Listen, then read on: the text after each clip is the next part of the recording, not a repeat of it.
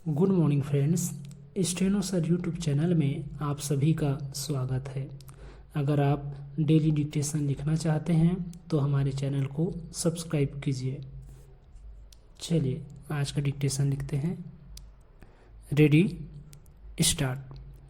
साम्यवाद की हिंसक और कुटिल विचारधारा का जियो और जीने दो की मानवीय विचारधारा से कोई सामीप्य नहीं हो सकता, लेकिन भौगोलिक परिस्थितियों की विषमताओं और भिन्नताओं के अनुसार राष्ट्रीय हितों की अभिवृद्धि करना किसी भी संप्रभु राष्ट्र की मजबूरी होती है। भारत के उत्तर पूर्व में स्थित नेपाल सामरिक दृष्टि से अत्यंत महत्वपूर्ण है।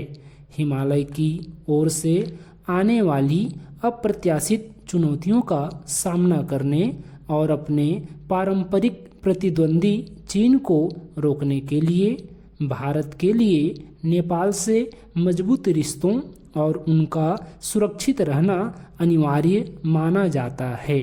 भारत से सांस्कृतिक, भौगोलिक, आर्थिक और सामाजिक मजबूत संबंधों के बाद भी यह देखा गया है कि नेपाल की विदेश नीति लगातार भारत की सामरिक अनिवार्यता को नज़रअंदाज करने को तत्पर रहती है। दरअसल इस समय काला पानी की जमीन को लेकर नेपाल का आक्रामक रुख उसकी उन नीतियों की पुष्टि करता है जिसके अनुसार भारत विरोधी उसकी राष्ट्रीय राजनीति का एक अहम हिस्सा बन गया है। नेपाल की पश्चिमी छोर पर स्थित काला पानी भारत के उत्तराखंड राज्य में स्थित है। नेपाल और तिब्बत से लगा यह समूचा इलाका भारत के लिए सामरिक दृष्टि से बेहद महत्वपूर्ण है। करीब 372 वर्ग किलोमीटर में फैले इस क्षेत्र में फिलहाल भारत का नियंत्रण है, लेकिन नेपाल ने इस पर दावा कर इसे विवादित बनाने की कोशिश की है। कैलाश पर्वत और मानसरोवर के धार्मिक यात्रा के साथ प्राचीन काल से व्यापारियों और तीर्थयात्रियों के लिए यह आवागमन का मार्ग है जो भारत और तिब्बत को जोड़ता है। भारत और नेपाल के बीच सामरिक रिश्तों का बड़ा आधार दोनों देशों के बीच 1950 में हुई शांति और मैत्री संधि है, जिसके अनुसार तिब्बत, नेपाल और भूटान के मध्य दरों पर भारत और नेपाली सैनिक संयुक्त रूप से नियुक्त किए जाने की बात है।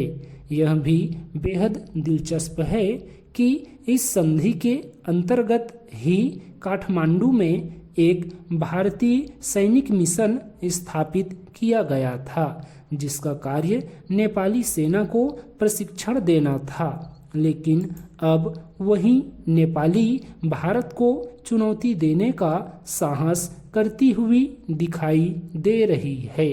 भारत नेपाल के साथ विशिष्ट संबंध है और भारत की नीति उसे बरकरार रखने की है। तराई, जंगल, वन और नदियां भौगोलिक रूप से भारत और नेपाल को इस प्रकार जोड़ती है कि कई स्थानों पर यह अंदाजा लगाना मुश्किल होता है कि यह किस देश में है। यही कारण है कि दोनों देशों के नागरिक बेरोक टोक एक दूसरे के यहाँ आते जाते रहे हैं। रोटी बेटी के संबंध है। दोनों देश एक दूसरे से सांस्कृतिक, भाषाई और आर्थिक संबंधों में गुथे हुए हैं। भारत में बहने वाली अधिकांश नदियों का उद्गम स्थल नेपाल में है, इसलिए नेपाल जन संसाधन और प्राकृतिक संसाधन की दृष्टि से भी अत्यंत महत्वपूर्ण है। इस प्रकार भारत और नेपाल एक दूसरे पर निर्भर हैं। भारत लगातार नेपाल के विकास में अपना अहम योगदान देता रहा है।